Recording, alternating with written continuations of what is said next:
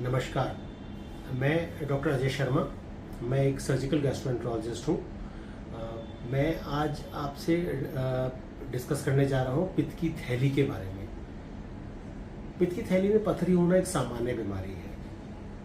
आप मानेंगे, हमारे पास जो सबसे ज़्यादा कॉमनली होने वाला ऑपरेशन है सारे देश में, वो पित्त की थैली में पथरी होने के लिए होने वाला ऑपरेशन है, अपेंडिक्स और हर्निया के अलावा।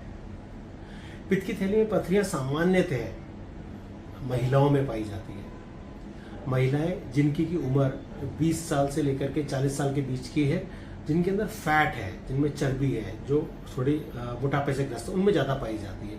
बेसिकली एक हार्मोनल इम्बैलेंस के कारण महिलाओं में ज़्यादा पाई जाती है, या कोलेस्ट्रॉल मेटाबॉलिज्म के कारण ज़्यादा पाई जाती है। बहुत से मरीज पूछते हैं क्या हम अपने खाने में कुछ ऐसा बदलाव करें जिससे कि हमारी पथरी जो बनी वो पिघल जाए।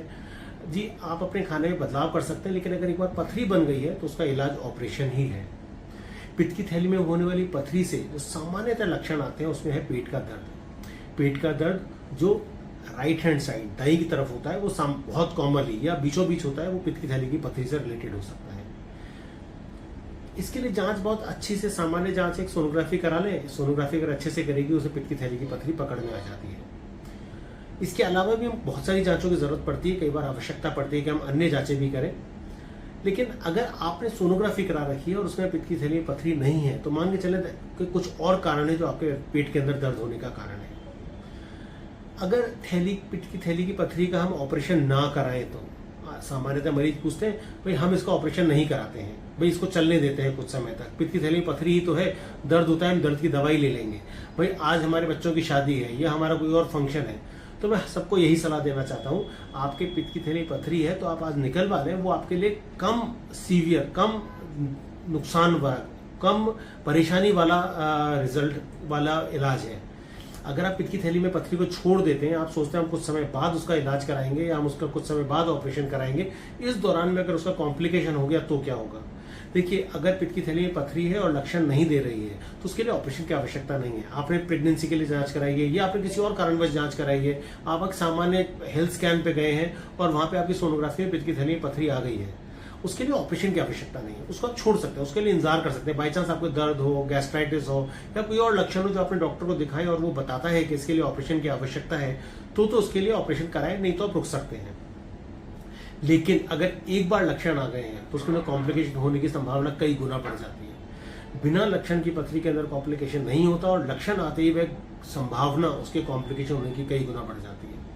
अब मरीज पूछते हैं कॉम्प्लिकेशन कैसे हो सकता है, क्या हो सकता है। भाई आपके पित्त की थैली में पथरी है, क्या हो सकता है इससे कॉम्प्लिकेशन। भाई अब हम डराना तो नहीं चाहते किसी को, लेकिन कुछ ऐसे कॉम्प्लिकेशन है जो डेफिनेटली भयानक रूप है जिनका कि, लेकिन सामान्यतः दर्द होता है मरीजों में और दर्द कॉमनली होता जाएगा और दर्द काफी ज्यादा सीवियर रूप भी ले सकता है। बार बार दर्द होना, उल्टियां होना, पेट में मरोड़े जैसा चलने फी महसूस होना, ये सामान्य लक्षण है और ये बार बार हो सकते हैं।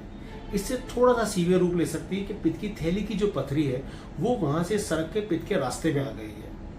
पित्त का रास्ता जो लिवर से बाइल बना करके आंतों में भेजता है, उस रास्ते में आकर के पित्त की थैली की पथरी वहां फंस गई है। तो ऐसे में क्या होगा, भाई रास्ते में फंसी हुई, अगर नाली में एक पत्थर फंसा हुआ है तो नाली में रुकावट आ जाएगी। ऐसे ही पित्त की थैली में अगर रास्ते में अगर पथरी फंसी हुई है तो वो उस रास्ते में रुकावट पैदा करेगी। इस रुकावट का परिणाम क्या होगा, सबसे पहले आपको आंखों में हल्का सा पीलापन दिखाई देना शुरू हो सकता है, आपको खुजली हो सकती है, आपको खुजली जैसे लक्षण आएंगे, आंखें पीली हो रही हैं, आपका मल नॉर्मल जो पीला होता है उसकी जगह सफेद होना शुरू हो गया, पेशाब में ज्यादा पीला रंग आना शुरू हो गया। यह सब एक सामान्य जॉन्डिस के लक्षण है जो पित्त की थैली में पथरी के कारण हो रहे हैं। लेकिन अब आपको पता चल गया आपकी पित्त की थैली में पथरी है, रास्ते में पथरी है, आपको पीलिया हो रखा है, लेकिन अगर आपको बुखार नहीं हुआ है तो अभी भी आप सेफ हैं, क्योंकि अभी आपकी पित्त की रास्ते की जो पथरी है उसको एंडोस्कोपी द्वारा निकाल करके और पित्त की थैली का ऑपरेशन करा जा सकता है। इससे भी ज्यादा एक और ज्यादा रूप लेंगे तो उसके अंदर आपको जॉन्डिस के साथ में बुखार होना शुरू हो गया, जो कि बहुत सीवियर फॉर्म ऑफ डिजीज हो जाता है, जिसे हम कोलिंजाइटिस कहते हैं। कोलिंजाइटिस मतलब पित्त के रास्ते के अंदर इन्फेक्शन बढ़ रहा है, क्योंकि पथरियां 100 में से 99% इन्फेक्टेड होती हैं। पित्त की थैली का जो पित्त होता है वह भी थोड़ा बहुत इन्फेक्टेड होता है, लेकिन पित्त के रास्ते में जो पित्त होता है वो कभी इन्फेक्टेड नहीं होता। उसमें इन्फेक्शन आने का मतलब बहुत सीवियर फॉर्म ले जाता है और ऐसे में मरीज की स्थिति बद से बदतर होने में ज्यादा समय नहीं लगता है और जान को जोखिम भी हो सकता है। अगर आपको कहीं दूर रहते हैं, जहाँ से आपको आने में समय लग रहा है, डॉक्टरी सलाह लेने में समय लग रहा है, तो ऐसे में बहुत सारा पानी पिएं, कोई एक एंटीबायोटिक शुरू करें और आपके सामान्य फिजिशियन से बात करें, वो आपको एंटीबायोटिक शुरू करेगा, पानी शुरू करेगा, नसों से पानी देंगे। पानी की कमी इसमें बहुत ज़्यादा कॉमनली बहुत खराब रूप ले लेती है। अब इसके बाद अगर आपने उसको एंडोस्कोपी से निकलवा लिया और पित्त की थैली का ऑपरेशन कर लिया तो इसका मतलब इलाज तो ठीक हो गया। लेकिन अगर आपको उसका पित्त की थैली की पथरी में कोलिंजाइटिस हो रही है और आपको पथरी नहीं निकाली गई या निकालने में मुश्किल हुई और आपको उसको स्टेंट डालना पड़ा, तो आपको ऑपरेशन से साथ में या तो उस पथरी को निकलवाना पड़ेगा ऑपरेशन द्वारा या एंडोस्कोपी द्वारा दोबारा ट्राई कराया जाएगा। ऐसा बहुत बार होता है कि पित्त के रास्ते में पथरियां जकड़ जाती हैं, बहुत सारी पथरियां हो जाती, सारी नहीं निकाली जाती। ऐसे में पित्त के रास्ते को भी दोबारा बनाना पड़ सकता है। ये सामान्य, ये भी मैं बहुत ज़्यादा सीवियर कॉम्प्लिकेशन में नहीं लेके आऊँगा। इससे ज़्यादा सीवियर कॉम्प्लिकेशन पैनक्रेटाइटिस होता है तथा जो पैनक्रियास का एक विकृत रूप होता है। इसके बारे में ज़्यादा जानकारी देकर के मैं आपको डराना नहीं चाहूँगा, लेकिन आपको यह समझना पड़ेगा, क्योंकि अगर मैं उसके बारे में बताना शुरू करूँगा तो डेफिनेटली अधिकतर लोग भयभीत हो जाते हैं और लोग गलत मंशा से इस चीज़ को समझना शुरू कर देते हैं कि डॉक्टर इसकी कॉम्प्लिकेशन इसलिए बता रहा है क्योंकि उसे सिर्फ ऑपरेशन करना है। नहीं, ऐसा नहीं है। बहुत सारे मरीजों में हिंदुस्तान में पैनक्रेटाइटिस का सबसे कॉमन कारण दो ही माने जाते हैं, एक पित्त की थैली में पथरी और दूसरा शराब का सेवन। इसलिए पित्त की थैली की पथरी और शराब का सेवन 100 में से 96 मरीजों के अंदर यही दो कारणों में से कोई एक कारण होता है। इसलिए मान के चलें एक सीवियर कॉम्प्लिकेशन है, इसको लाइटली ना लें। अब आपको इसको ऑपरेशन कैसे करा जाता है?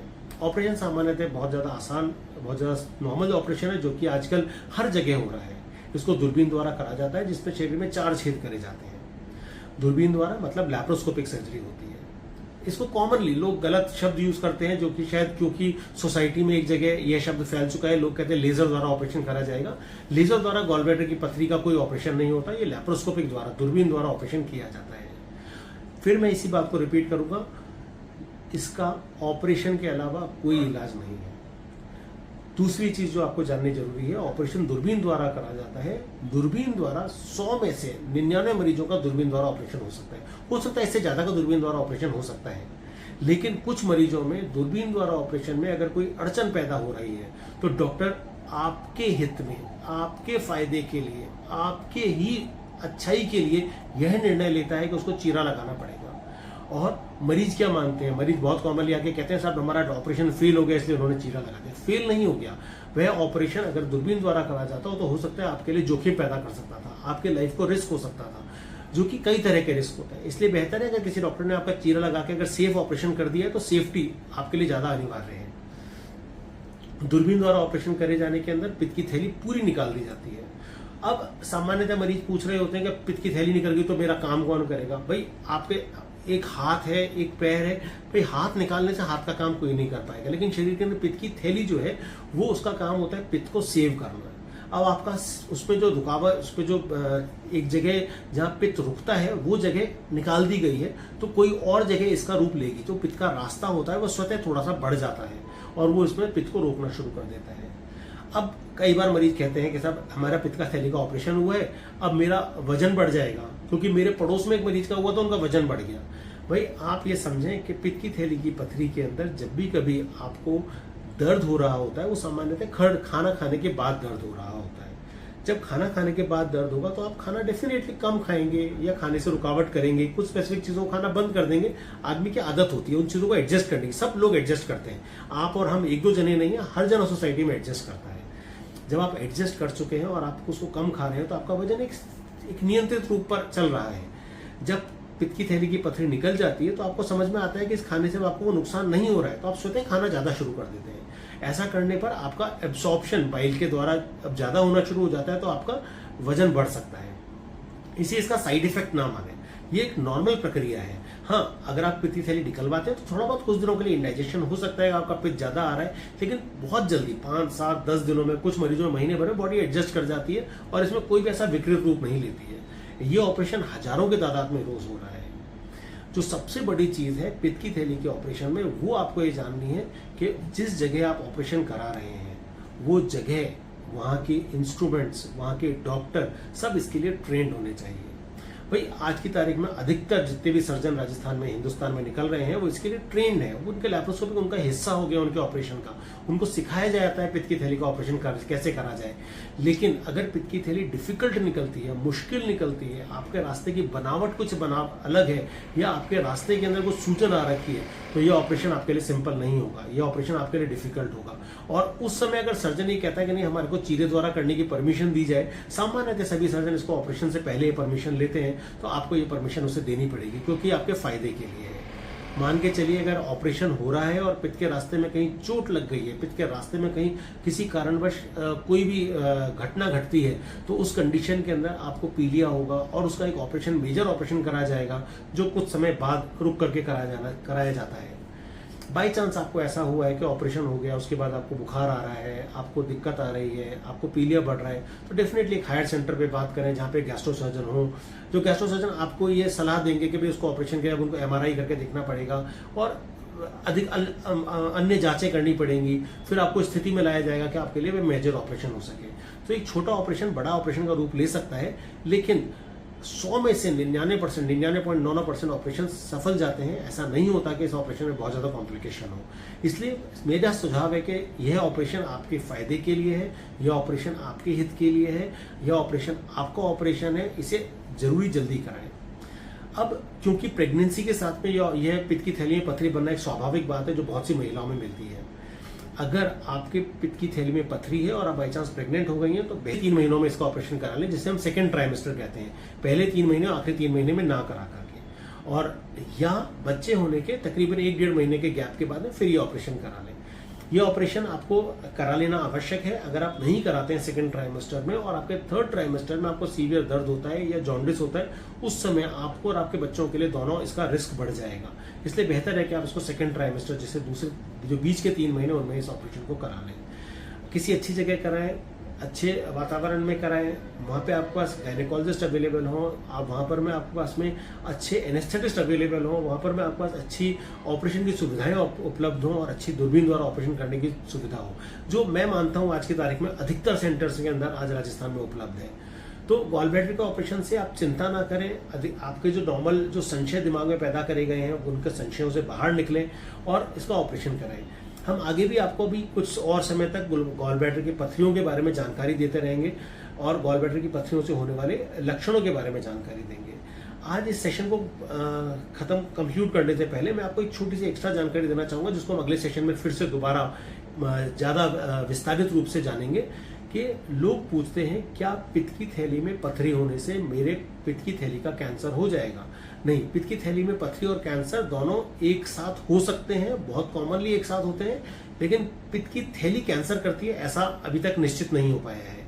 पित्त की थैली में पथरी है और आपके कैंसर है, तो दोनों चीजें अपने आप में एक अलग अलग रूप ले रही हैं। हमारे यहाँ पर पित्त की थैली का कैंसर बहुत ज्यादा कॉमन है, बहुत सीवियर है। मान के चलें यह पारिवारिक होता है, माँ से बेटी के अंदर, दादी से पोती के अंदर, महिलाओं के अंदर, पुरुषों के अंदर, दोनों में बहुत कॉमन है। पित्त की थैली का कैंसर बहुत ज़्यादा खराब कैंसर है, बहुत जल्दी फैलता है और इसके अंदर ऑपरेशन करने के लिए बहुत कम समय होता है। पित्त की थैली के कैंसर के अंदर एक बार पीलिया आने के बाद ये ऑपरेशन ज़्यादा मुश्किल हो जाता है, ज़्यादा मेजर हो जाता है। इसलिए अगर आपके पास पित्त की थैली में पथरी है और आप किसी अच्छे सोनोग्राफी सेंटर्स पे आपने सोनोग्राफी कराई है और वह बता रहा है कि सिंपल गॉल ब्लैडर है जिसमें ऑपरेशन हो सकता है, तो आप ऑपरेशन करा लें। लेकिन वहीं अगर आपके ऑपरेशन से पहले सोनोग्राफी के अंदर उसके अंदर पित्त की थैली अनियंत्रित बताई गई है, उसके अंदर कुछ खराबियां बताई गई हैं, तो डेफिनेटली आप अपने एक्सपर्ट से ओपिनियन लें, जो गैस्ट्रो सर्जन के पास जाएं, जो आपको इस कैंसर के बारे में ज़्यादा जानकारी देगा और आपको इस ऑपरेशन के बारे में ज़्यादा जानकारी देगा, क्योंकि इसके लिए एक मेजर ऑपरेशन करा जाता है, जो वो भी आजकल दूरबीन द्वारा होता है, लेकिन उसकी जानकारी आपको होनी जरूरी है। उससे पहले बहुत सी जांचें होंगी और इसमें ज़्यादा खर्चा आता है। मैं इसके साथ आपको धन्यवाद देना चाहूँगा। आप लोगों ने हमारे को हमेशा सहयोग करा है और इसकी जानकारी आप लोगों ने बहुत अच्छे से कैलकुलेट करी है, बहुत ज़्यादा लोगों को पहले बताया है, जिसके लिए मैं आप सभी का धन्यवाद देना चाहूँगा।